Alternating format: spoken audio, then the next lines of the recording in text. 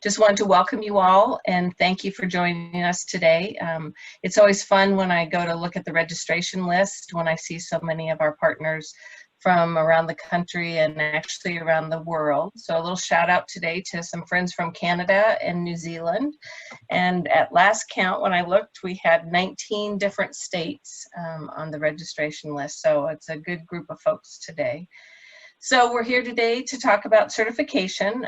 Just thought it was time to touch bases again in general and then be able to talk specifically to life as we know it during this time of COVID-19. So as always for us, we think it's important to keep our eyes on our vision and our mission, and you should all be very well acquainted with that. We think it's especially important in the times in which we find ourselves today, looking at a world of dignity, opportunity, and community for all people.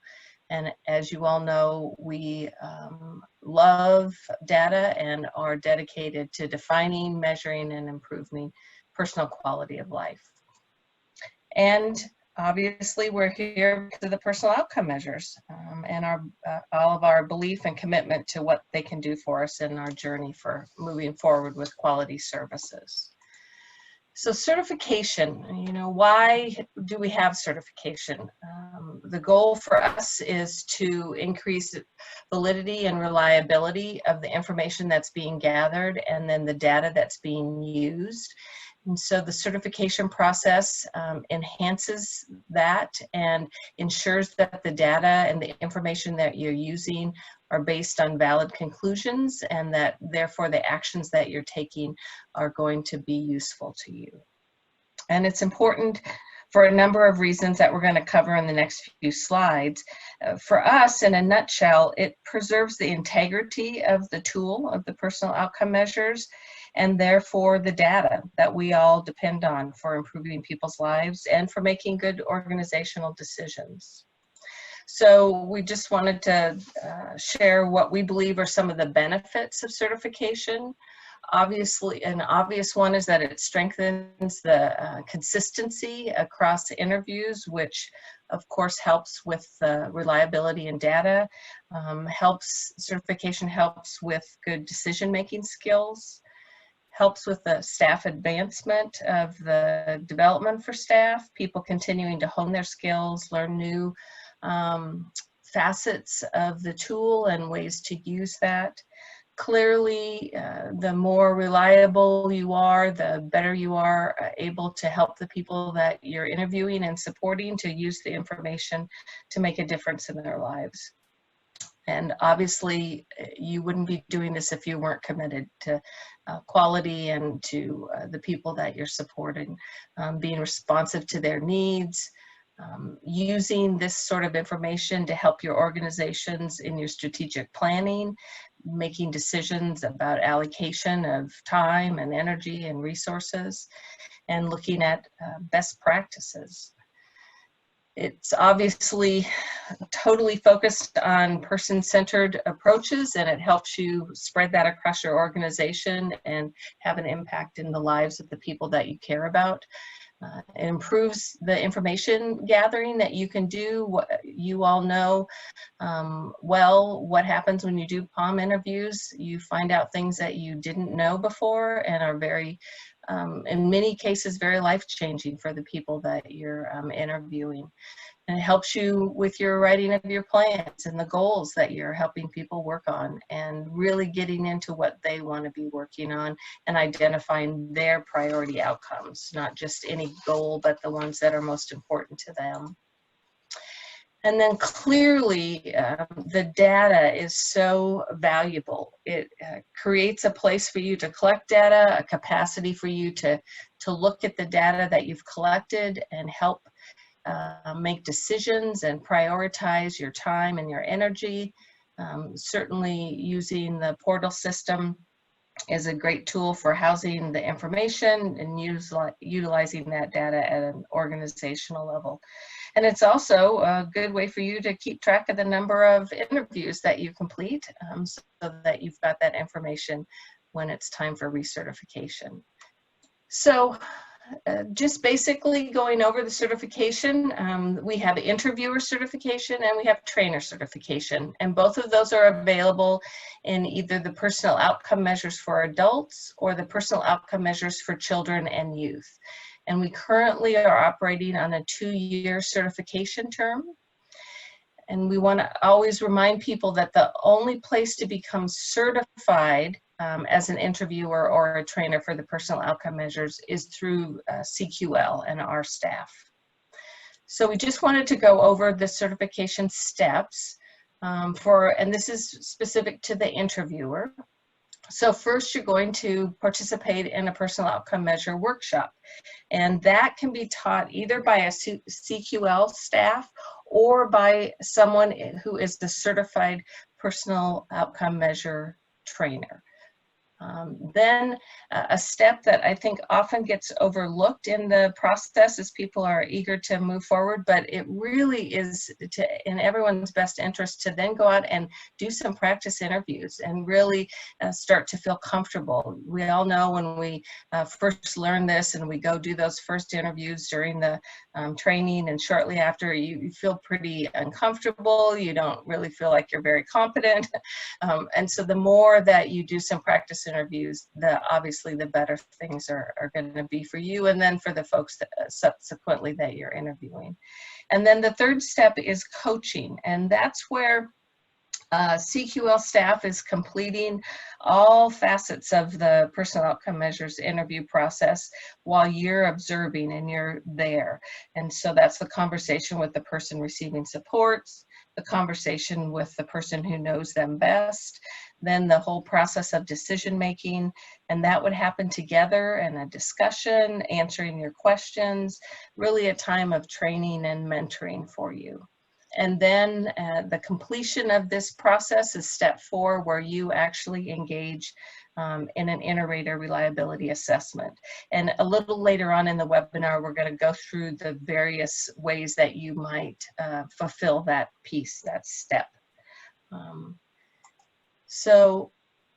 Wanted to go over again what those recertification requirements are. So once you've done those 4 steps, you've become certified, then you go out and you're a personal outcome measure interviewer.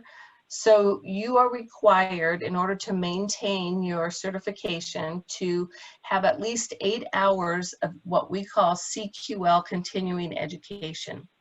And that can be a multitude of things. So any of the webinars we offer, whether live or the recorded ones on our website, any training that we might provide at your organization, any time you attend our conference, or if you're at another conference and we happen to be presenting, and these days that might be in person or virtually presenting, all of those things count for those 8 hours over the course of the 2-year certification period.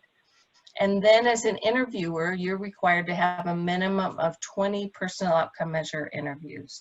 And that's a minimum. And I know some of you struggle to get to the minimum, but really the whole intent of that is not just to have a number, but to really ensure that you are able to improve and hone your skills and really maintain those skills. And then at the end of the 2-year time period, if you want to continue being certified, you again need to successfully complete the inter-rater reliability assessment, which is that 85% agreement on decision making and ensuring that you've been able to gather enough information to make decisions for at least 40 out of the 42 outcomes.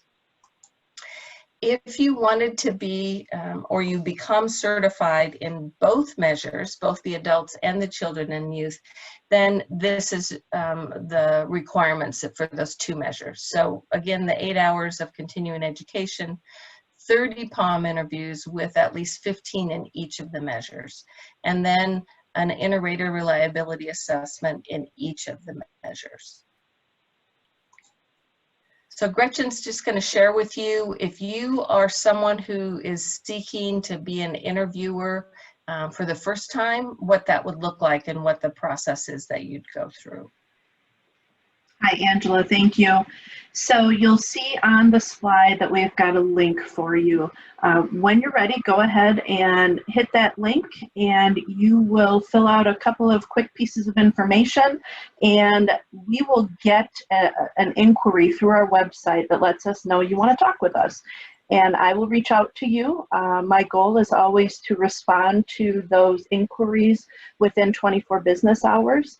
And we'll set up some time to chat, and we'll talk about what you need from us, when you're looking for support on becoming certified.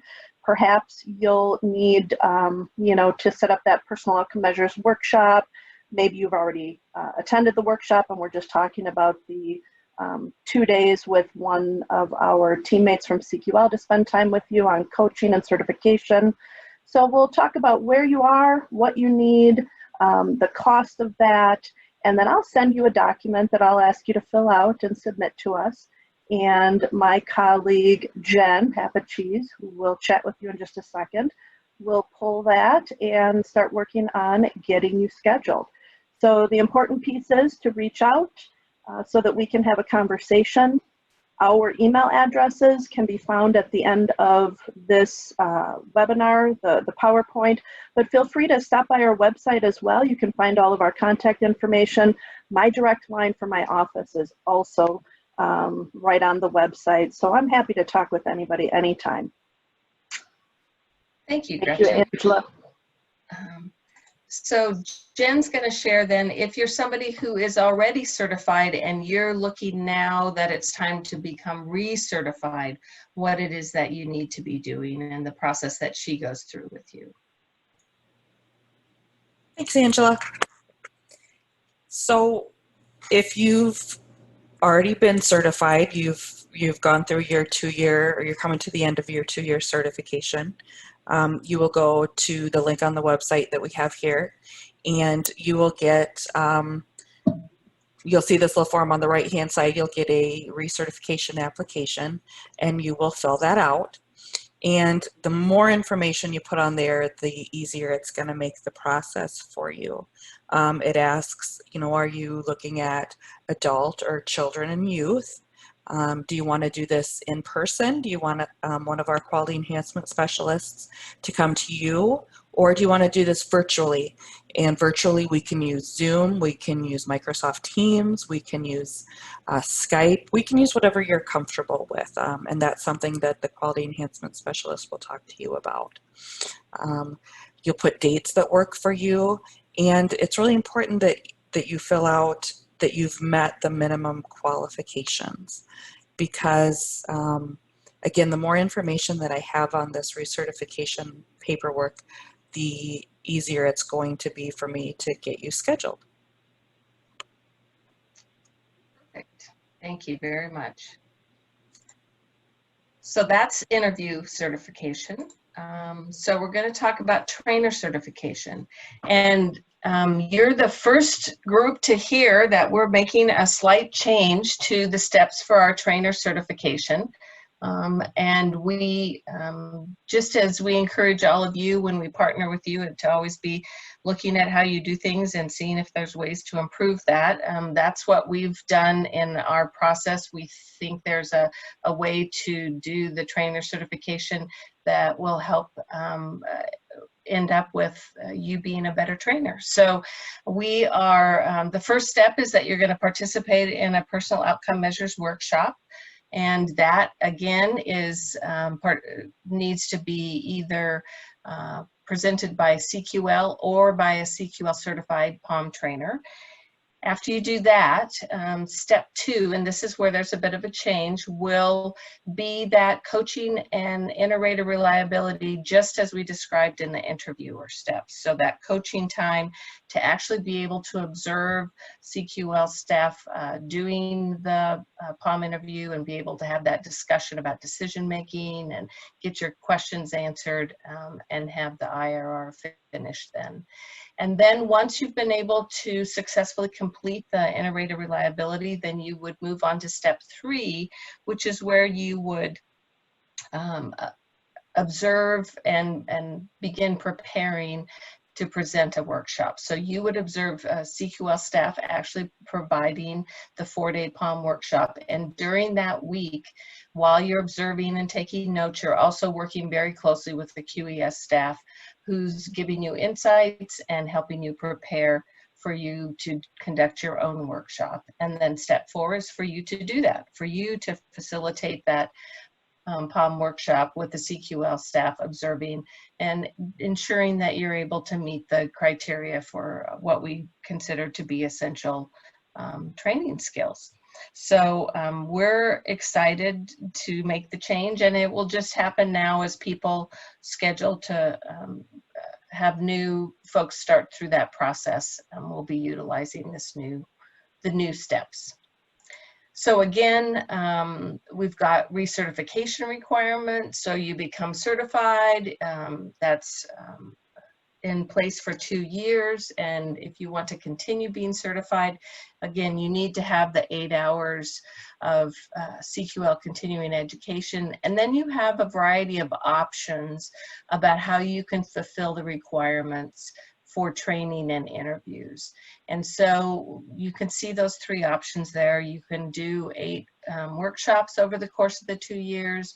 You could do 4 workshops and 16 interviews. You could do 4 workshops, 4 interviews, 12 days of customized training, which we'll talk a little bit more about. So there's a lot of options there for you to be able to, and again, it's for 2 reasons. It's for you to continue to maintain and further hone your training skills, as well as your skills in doing personal outcome measure interviews.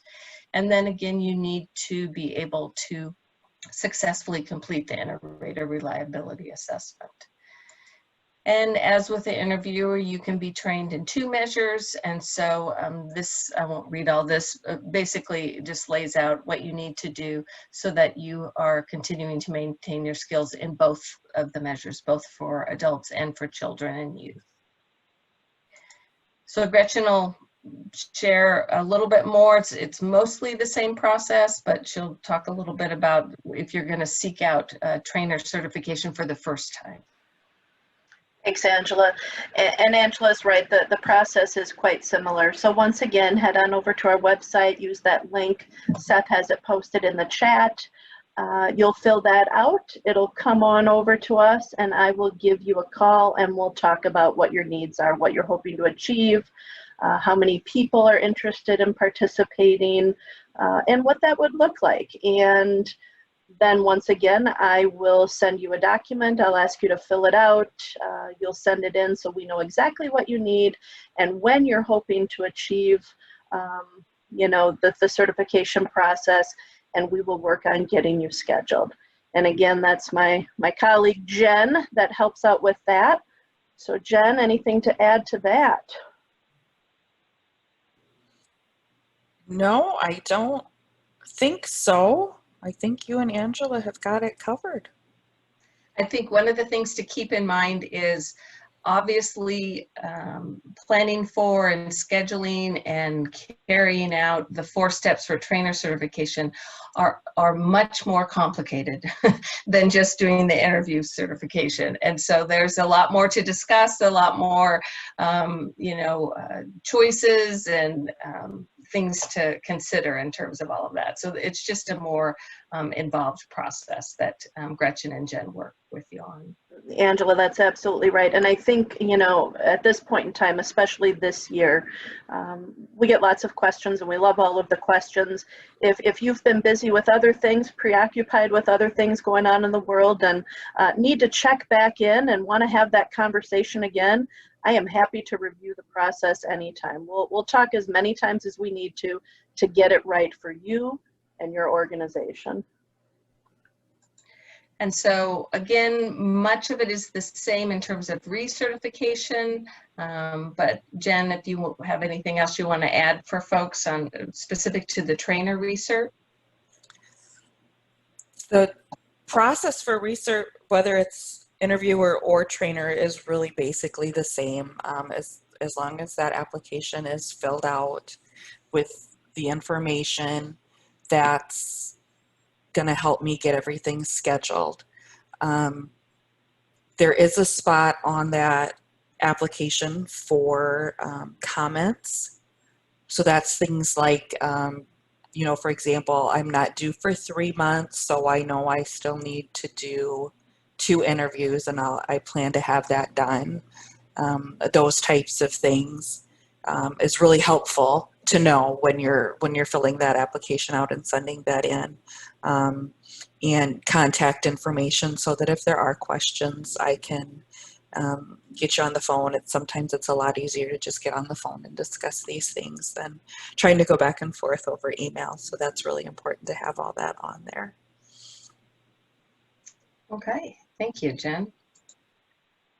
So one of the pieces of one of the options when you're looking at a trainer and looking for what you can be doing to fulfill your requirements for recertification is customized training. And I really want to encourage you to really consider customized training. And we're going to talk in just a minute kind of how this all pertains in the world we're living in with COVID, but especially now, customized training could be very useful to you. And traditionally, a lot of folks have created 1 or 2 day overviews for the personal outcome measures for folks in their organization to help understand the concepts, not necessarily those people who are going to be doing interviews. And that's great, but could be anything. You can be training for board members, training for the folks that you serve about the personal outcome measures. Perhaps you do one outcome at a time and have an interactive training with them. Perhaps training for the DSPs about how they can use the information that was gleaned during the personal outcome measure interview, or doing training together for the folks that you support and the DSPs, so they're learning those concepts together. It really can be anything. So we really encourage you to be creative. It does not have to be a full day. It could be an hour or 2 hour, what makes sense. And so as you're considering that, what you're going to do is look at the tools you have and create a training that makes sense for you and for your organization. And what you have to do is send it to us to get that approved. That's a very simple process, very quick turnaround, and you're just going to describe, you know, who you're thinking the participants are going to be. You know, are you doing this? Are you thinking this is going to be a one-on-one training?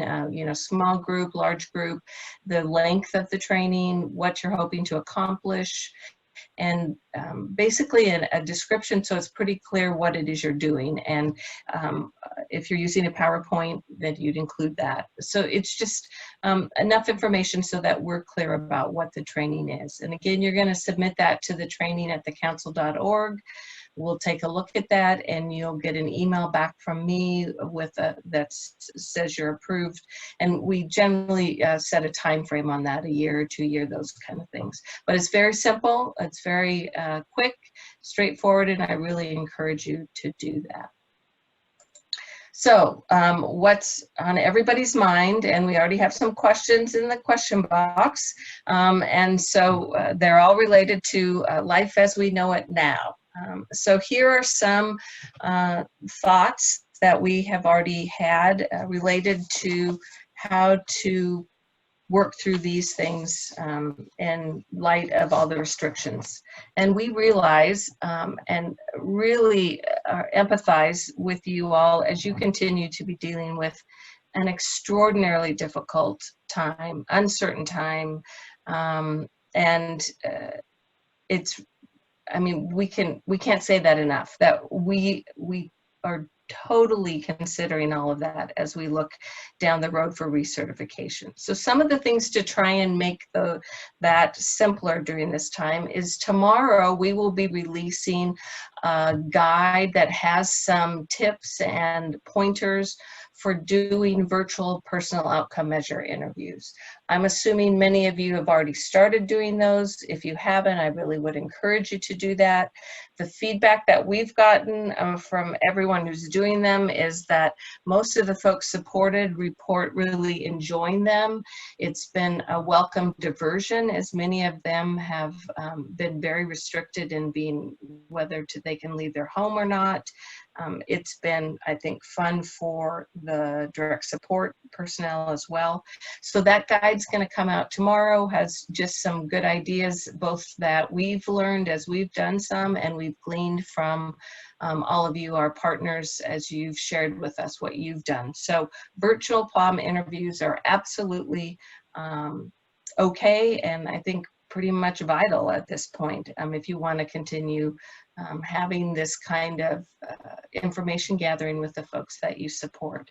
Clearly, we know that the data that's coming out during this time will likely look different.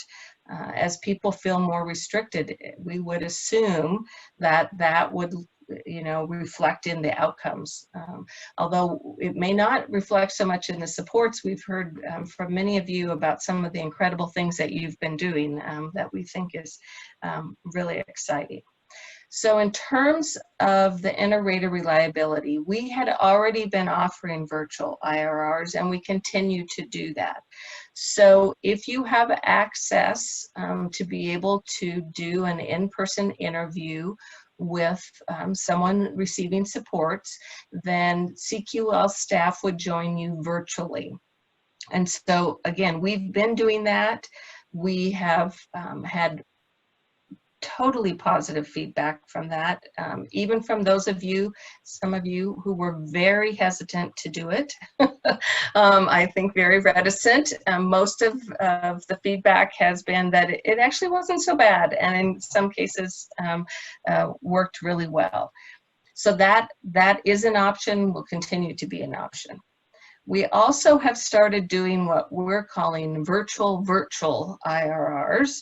And so that is where you are not able to be in person with someone you support to do the interview. So you are actually connecting with them via a virtual platform, while the CQL staff is connecting with you, observing that virtual interview.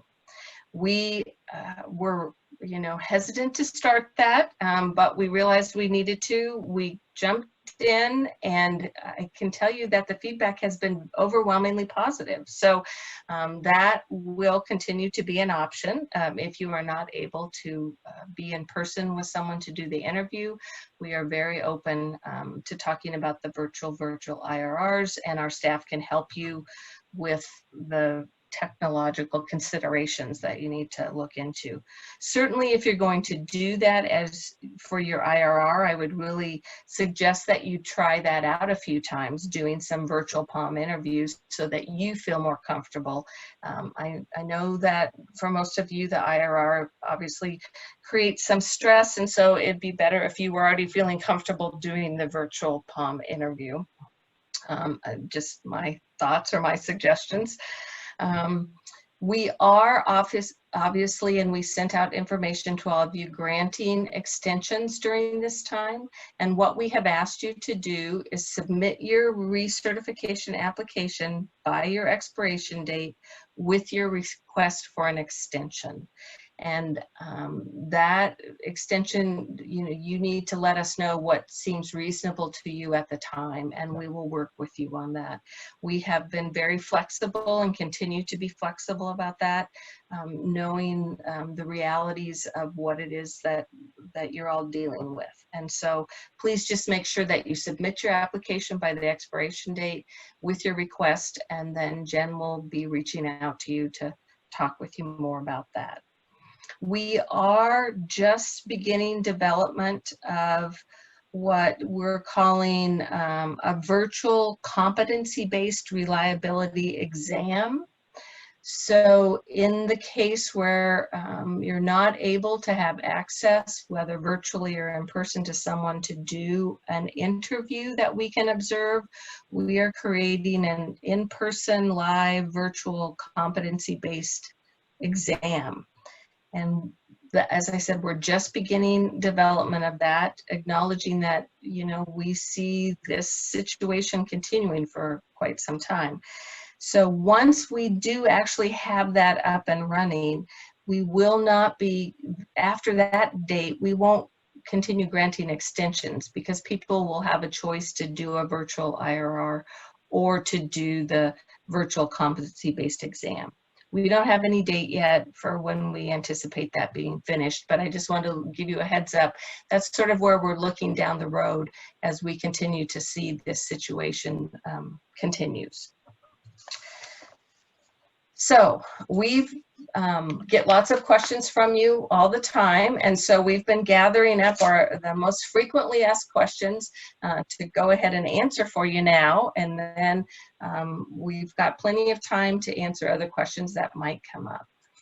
So these are some of the questions that we hear from you that we wanted to answer for you. So what if it comes time for your recertification and you have not fulfilled the requirements? So you haven't done your minimum 20 personal outcome measure interviews, or you haven't fulfilled the amount of training or interviews as a trainer. So we really take those individual circumstances into consideration. So if you're shy an interview or two, that's probably going to be very workable for us, and we're going to move forward. We did have a question. I did let folks know that somebody asked if they could count the IRR interview as one of their interviews. Again, we really consider that number of interviews a minimum number. We would want you to do more, but so yes, we will let you count that as one of them if you're struggling to meet your number. And obviously more of you will have more challenges the longer the COVID situation goes on. But if you are far short of the requirements, whether interviews or training, then what we have offered is a 1-year certification. And in that 1-year certification, you in essence would be required to complete half of what a 2-year certification would be. And then if you are able to fulfill the requirements during that 1-year certification, then you'd be able to go back to a 2-year rotation. And I guess really want to share that we haven't created these certification requirements just to have them. We really have been thoughtful and tried to consider what we think it takes for you really to maintain your skills. And so, and again, we're trying to be flexible and help you be as successful as possible. So what status do people trained by certified trainers within an organization have? So we get that question often. So, you know, somebody wants to go on to get certified. They wonder if they can get certified if the training they had was at their organization. And the status that people have who've been trained by certified trainers within your organization is the same as if you'd been trained by CQL. I mean, that's the reason you do certification, is to get the training and the approval from us that you are competent to do that. So if you've been trained by a certified trainer, a certified CQL, if you're a CQL certified personal outcome measures trainer, that's who you've got your training from, then your status is just the same as if you had training from us. Another question that comes up is people ask, what happens if I change jobs or I change organizations? If you want to maintain your certification, you must notify us when that occurs, and then we can update information. So another question. I'm a currently certified interviewer, and now myself and my organization are looking at me wanting to become a certified trainer. So how does that work? Well, basically, if you're a certified interviewer, you've already completed steps 1 and 2 of the trainer preparation, the trainer certification preparation. And so you'll just need to complete steps 3 and 4. So you would need to observe a CQL person and do that trainer prep, and then you would need to conduct one of training yourself with CQL observing you. So that's how that would be handled. Can I be certified if I was trained by a trainer in my organization? Again, yes, if that trainer is certified by CQL, absolutely. So then the question comes up often, how long can I wait after the POM workshop I took to apply to become certified? So if I took a POM workshop 3 years ago and now I want to become certified. Would that work? And the answer to that question would be no. We would suggest the sooner the better. Right now, again, you know, we tend to talk to you about the circumstances, but we're looking probably about 6 months would be our outside limit that we would suggest that you have gone through the POM workshop, and not wait any longer than 6 months to seek certification. And then the $1 million question about what are your options if you don't pass your IRR. So obviously, we want to do everything we can to help you prepare and be able to pass the IRR, but we know that isn't always the case. So some of the things that you can do if you want to continue to seek certification is we would recommend that you go on our website and watch the decision-making webinars that we provide. There's 2 series of them there, and there's some other webinars related to interviewing skills and some of that sort of thing. You might get some coaching and help from others in your organization. Perhaps you have other certified staff in your organization. I'm sure they would be able to help you.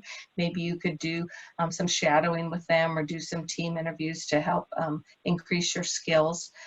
Certainly your organization could choose to engage CQL to provide a coaching day for you. That would be an option.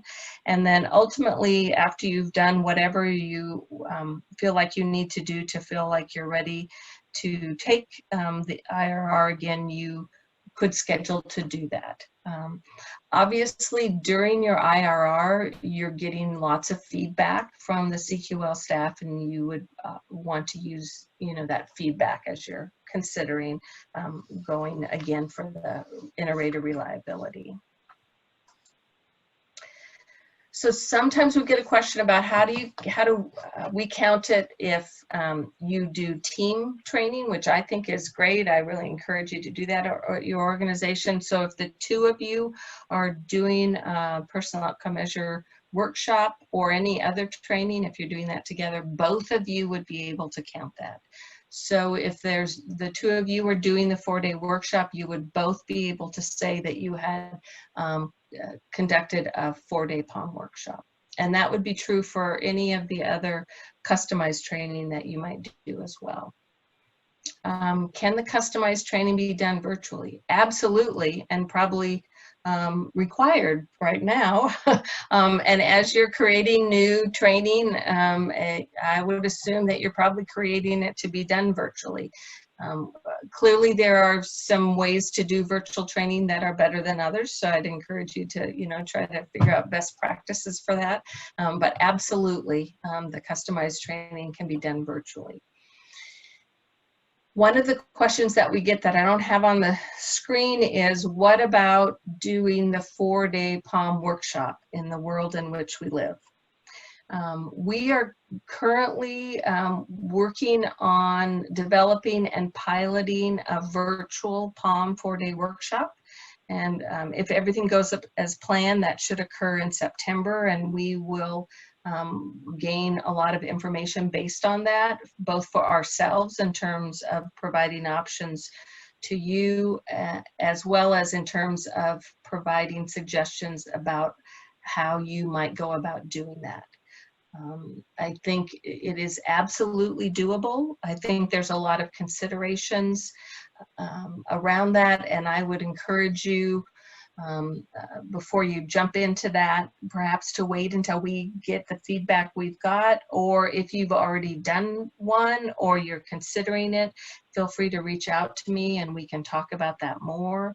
But you know, given what looks like the projections for life for the next foreseeable future, you know, it just appears that's going to be the next thing we need to do. So stay tuned. We hope to have a lot more information and suggestions for people after our pilot. And then some people ask, so if I didn't meet my requirements and I'm going to get a 1-year certification, what are my requirements? They are exactly half of the requirements for the 2-year certification. So those are the questions that we know that we hear from you all the time. Gretchen and Jen, I know you're looking at the question box. Do we have other questions that have come up during the webinar? Or I encourage all of you, as you're sitting there, if you have questions that have popped into your mind, feel free to enter that in the Q&A, and we'll try and get those answered for you. We do have one additional question, Angela.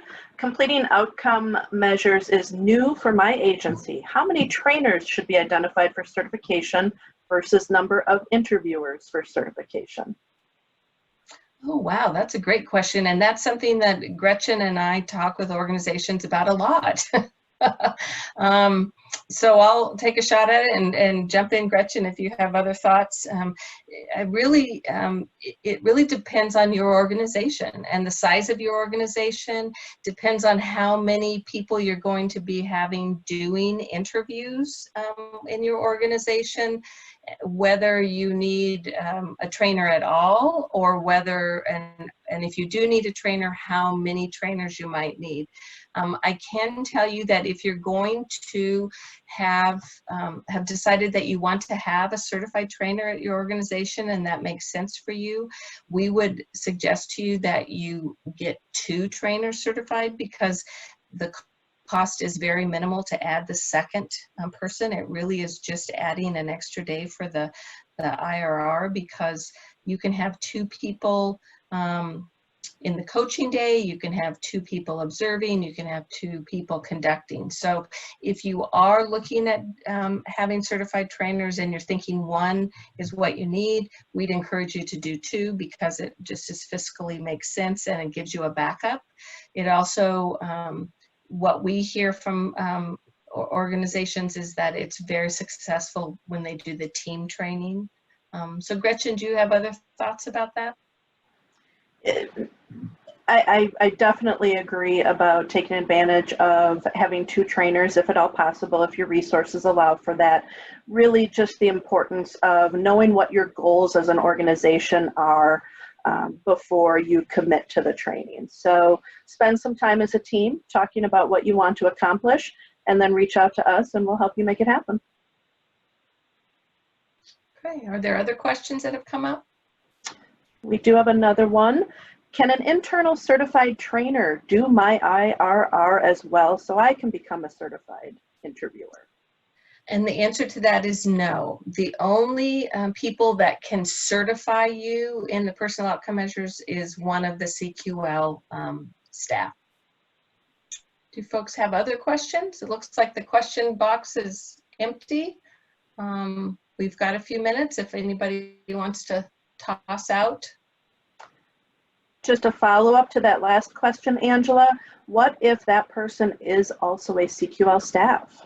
Ah, one of the lucky Throwing you few a that have twist. That we should just talk with you individually about that. Well, we can talk about that. Okay, another one, Angela. If a certified interviewer has a lapsed certification, do you have to start all over?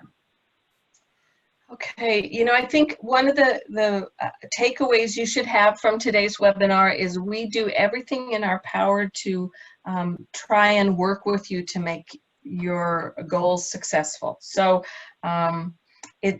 that's a very individualized situation. You know, if it's lapsed for 4 months versus 4 years, that would be a very different situation we would have.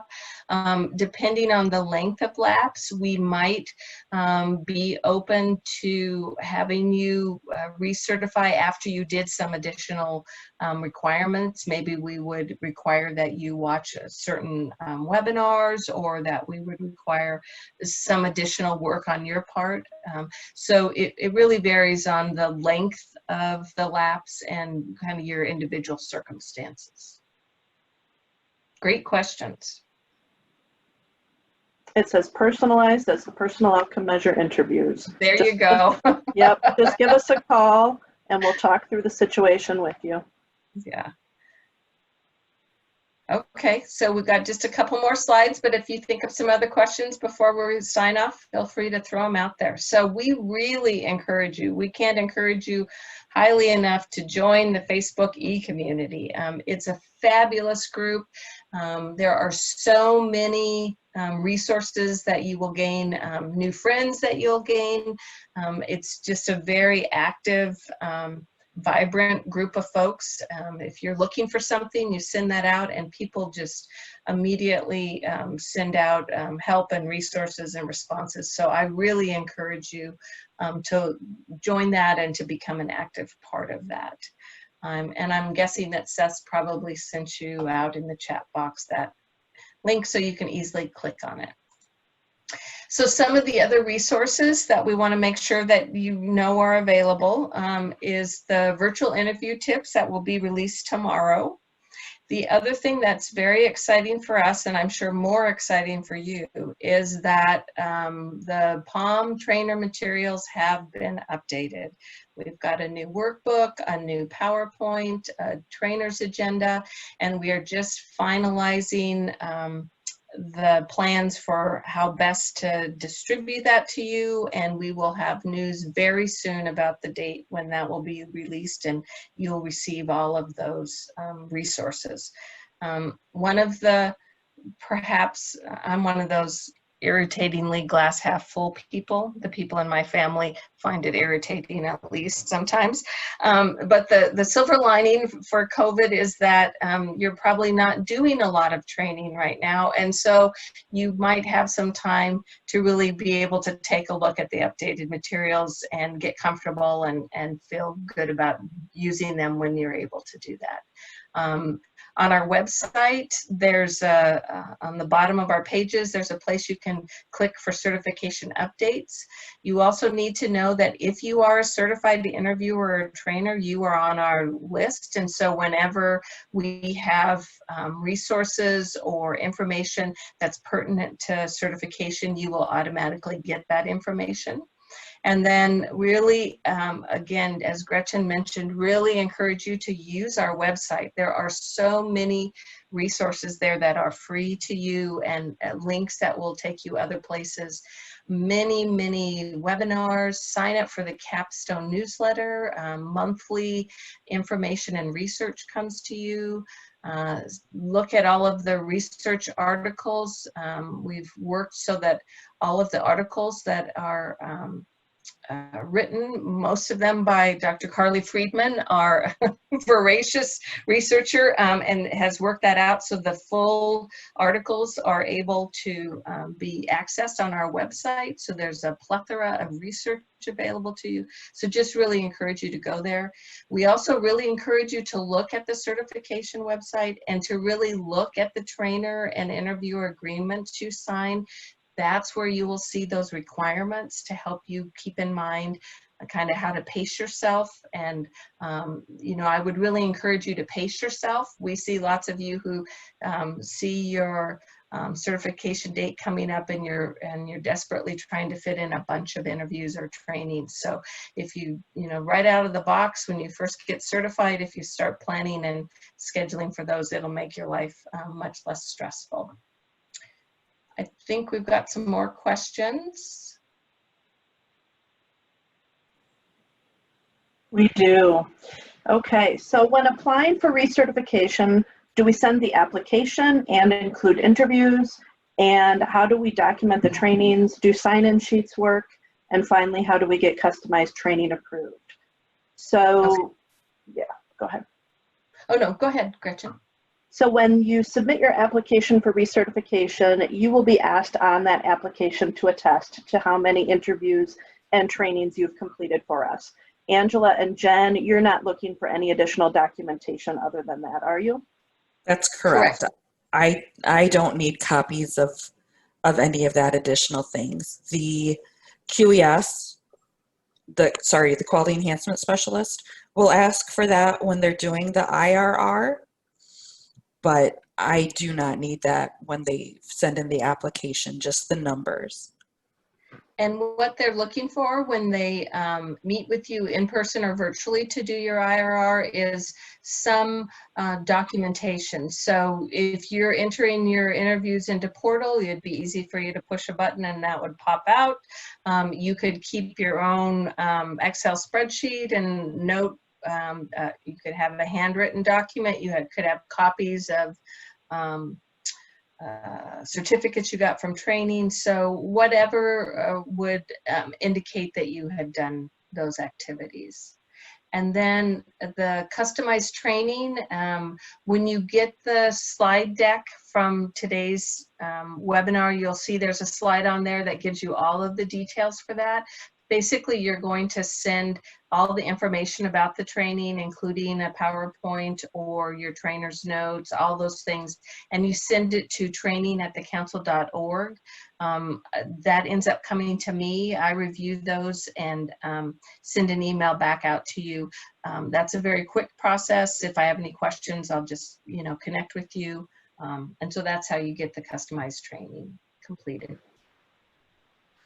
And then just one quick follow-up. How do we find out how many CEUs we have completed? So Angela, that's just something people can track internally themselves and just document on the application, correct? Correct. You need to be keeping track of the CEUs. Now we do have record. If you sign up, if you register for one of our webinars, this didn't used to be the case, but now we have it set up so that we do get that information, but that isn't always necessarily accurate. If at your organization you sign up and you all get together and watch together, then it's not going to show everyone's individual names and that sort of thing. So it's really your responsibility to keep a record of what you've done for the continuing education. So, myself and Gretchen and Jen are happy to talk to you anytime. Feel free to email us, to call us. When you go to the website, you can see our numbers.